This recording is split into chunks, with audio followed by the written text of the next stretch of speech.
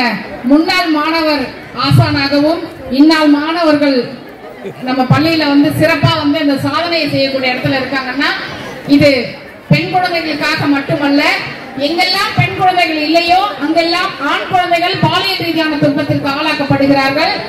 எனவே இந்த தற்காப்பு கலை என்பது மிக அவசியம். எனவே எல்லா பெற்றோர்களும் மாணவர்களை ஊக்குவிக்குமாறு அன்போடு கேட்டுக்கொள்கிறோம்.